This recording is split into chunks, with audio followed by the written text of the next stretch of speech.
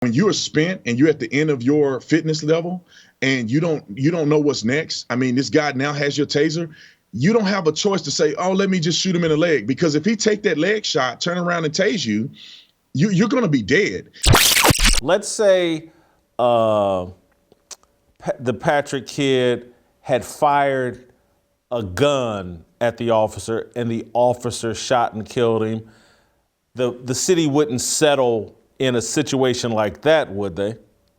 I don't think so. So if the officer, if the person clearly was armed and shot an officer or something of that nature, then I think it would be very difficult, so they wouldn't pursue it.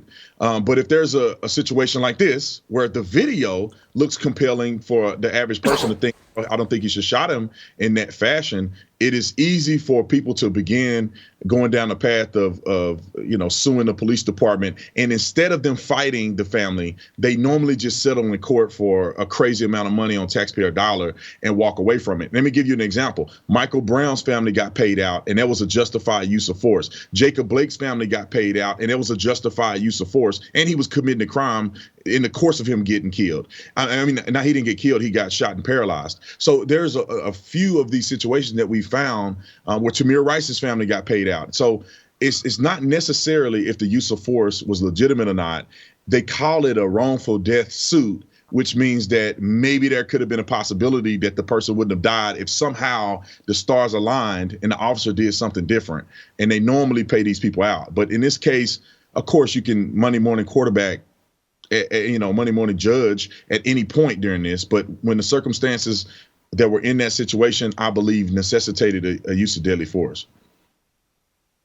So, Brandon, explain to people why there are all the Monday morning quarterbacks say, why didn't he shoot him in the leg? Why didn't he shoot him in the butt? Why didn't he shoot him in the arm? Why did the officer shoot him, it seems, in the neck, head area? Why did the police officer use lethal force when, the Monday morning quarterback said he could have shot him in the arm?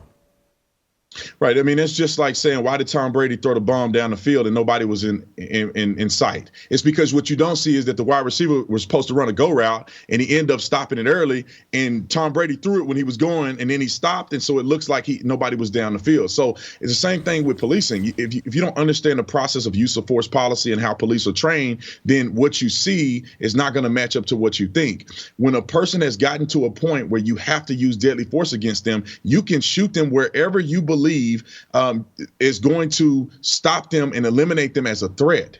That's just where use of force begins, because there is what we would call an escalation of force and a use of force continuum. You start verbally, and then once you grab a person, they begin to fight you. Now you try to overcome them through, tactics, leg sweep, arrest tactics. And if that doesn't work, you have to escalate force, which the taser was in play. And once a person is in possession of your taser, which is a deadly weapon, they can render you incapable of fighting if you get stung with it, and they could potentially kill you. So that escalates your level of force that you can use as deadly force. And when you're in a situation like that, and I've been in plenty of situations like this gentleman was, the police officer was, when you're spent and you're at the end of your fitness level and you don't know what's next. I mean, this guy now has your taser.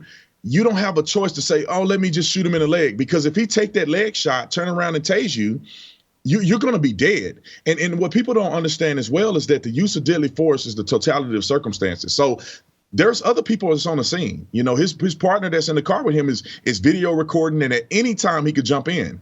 And that officer is spent. And so he cannot fight.